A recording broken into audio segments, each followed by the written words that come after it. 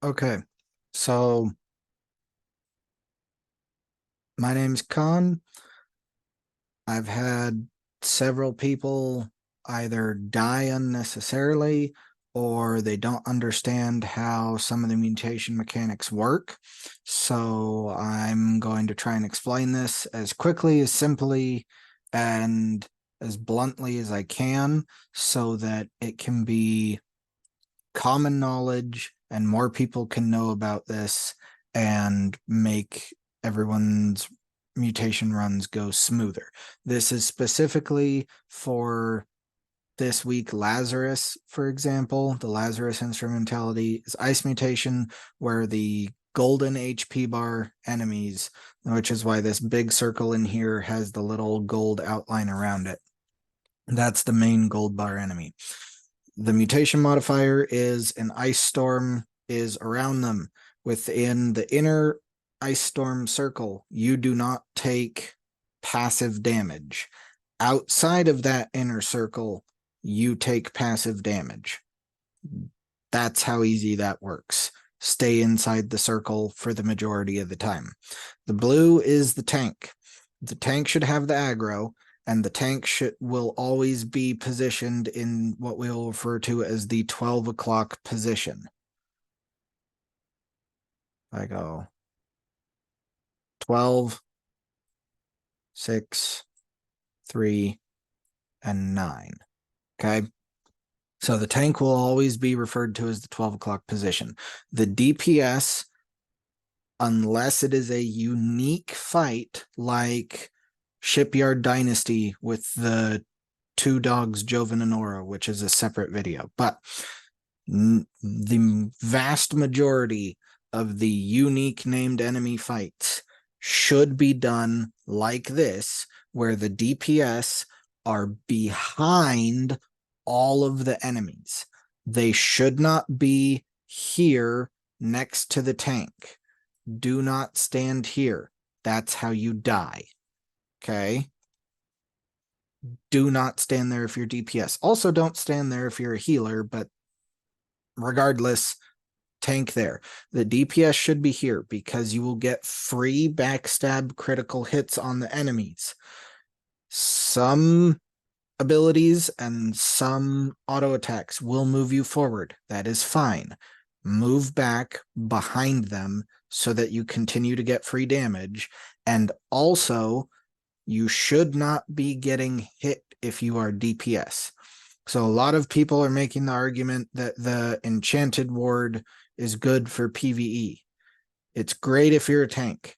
If you're the healer or the DPS, you are much better off running elemental resistance because the majority of damage that you should be taking should be the passive AoE damage from the mutation modifier. You should not be getting hit directly if you are either the healer, which is green circle, or the DPS, which is these three down here, orange, pink, and white. Okay. Enchanted Ward is fine if you are a tank, but it is a waste of a perk if you are DPS or healer. Now, that's not to say don't get any pieces that have those, but I digress. The healer can also, so the healer you want off to the side, either the 9 o'clock position or the 3 o'clock position.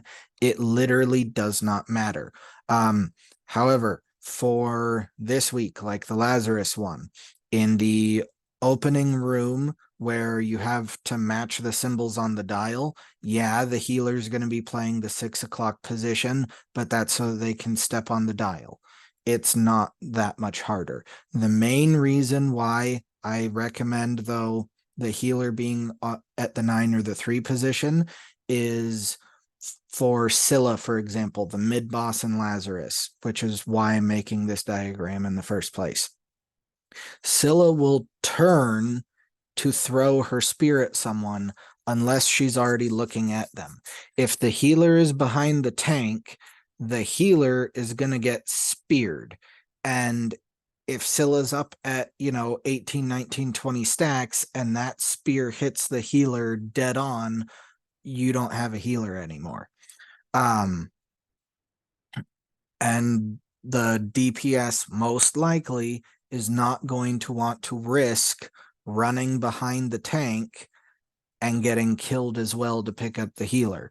So if the healer stands at 9 or 3, Scylla is going to turn 90 degrees and make it super obvious to see that she's going to throw the spear at the healer, or she's going to turn 180 degrees and make it super obvious that she's about to chuck the spear at one of the DPS, and it's very easy to dodge and move out of the way of that.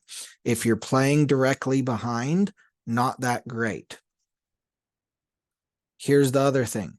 If the healer is at this 9 o'clock or 3 o'clock position, it is very simple for the healer to take 2 steps or 1 dodge, drop an oblivion right here. Let's get a little purple circle going, right? Drop an oblivion right here for the DPS and then go back, right? And if this is Scylla, whoops, wrong one. There we go. If this is Scylla, right, you don't have the extra mobs, and that oblivion is super easy to place right there, and then dodge roll back out to the side or just walk back out to the side. Okay. It makes it tremendously more simple. The other thing, so as DPS, you should still be behind Scylla. If one of you is running Void Gauntlet, you drop Oblivion, don't make the healer do it. As someone who heals and tanks and DPSs regularly for M3s, I will say most of my runs are healer or tanks because those are always in short supply on my server. Okay. On my Void Gauntlet, I run Petrifying Scream because if aggro gets messed up, or if I just end up positioning poorly because I'm not on my A game, if something goes wrong, Petrifying Scream, I can self-peel and give myself enough space to rotate around. Again, not if it's Scylla, but in the rest of the dungeon, I have room to kite and get myself to safety. I also run, I've been experimenting with a couple of options, but I'm really enjoying Essence Rupture because it's a one and done. Like I cast it, I can cast and forget, and then I can move away, and anything that hits whatever I landed Essence Rupture on is going to get healing out of it. And then I run Oblivion because I'm not going to count on my DPS to have a Void Gauntlet, and I'm also not going to count on them remembering to cast it because Void is usually their offhand. So it's not what they're focusing on. Also, if you have not, as a healer, if you have not figured out auto binding, at least auto bind your sacred ground. It takes 5 seconds tops. Go into your settings. It's on the first page. When you hit settings, if you scroll down, there's life staff combat. Whatever slot number your tank is, right?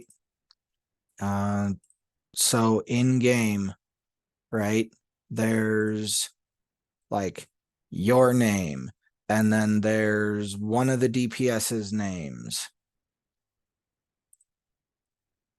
right? And then there's the other DPS's name. What colors did I use here? All right, well, the white one's not going to show up, but whatever. And then there's might be like the tank's name, right? And then there's the other DPS's name. Okay, so actually, no, we can do this. We can go like that. Yeah. Okay. There's white. There's all 5 of you. Yeah. Okay. So right now the tank here is number 4. Okay. So in your settings, when you hit that, if you scroll down to life staff combat, there'll be like bind to group member, and it'll show you 1, 2, 3, 4, or 5. You want to select 4, and whatever you have sacred ground on, bind it to that. So whenever you hit sacred ground, it will automatically go to the tank. Yes, there's a range distance on it, but you literally don't have to look to cast it. It is going to make your life 1,000 times smoother.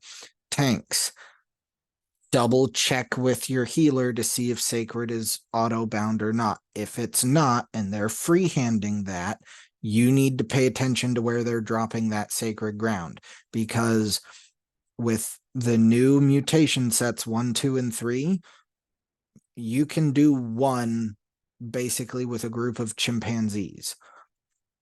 It literally doesn't matter. 2 is kind of hard, but it's not hard enough to force people to learn and get their things sorted and actually do well with it. 3 is basically just as hard as the old M10s or a little bit harder, and there's less perfect gear now because it's been less time. So you actually have to think and plan about what you're doing unless you have a really great group of people. And this is why I'm trying to make this video, so that you don't always need a great group of video or a great group of people. And like, that's the main purpose of this video. The other thing, DPS, your only job is to kill the ranged enemies first, because they're what's going to kill your healer. If you let your healer die, then your tank doesn't stay alive, and then you die. Okay? As the DPS, you focus the ranged enemies first, and then for the love of all that's holy, you stand behind the enemies. You are not the tank. Don't stand in front. You're going to get smacked, you're going to take extra damage, and then you're going to be complaining, I need more grit ward, or I need more enchanted ward on your armor. No, you don't. You need to turn off the Unga Bunga brain for 2 seconds and go behind the enemy. And then you're fine with elemental ward and opals in your armor. Like, yes, if you want to spend the money, you can put the correct matching gems to the mutation in there.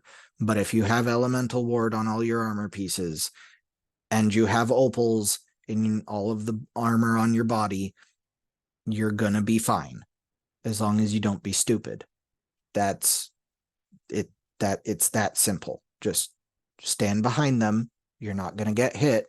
You're not gonna take direct damage. You're gonna take AoE damage. That's why you have the elemental armor, and you're gonna be okay. Anyways, hopefully this helps people. Again, this has been first shot at a video from the Cons Academy. Hopefully this helps some of you. I know it's kind of late. It's coming out on a Thursday or maybe a Friday when this actually gets uploaded. And it'll basically just be the weekend left before the mutations change. But this is an experiment. This is seeing how this is going, because I haven't made YouTube before, so we'll see how this goes. Anyways, have fun, good luck, and let people know if this is helpful. Bye.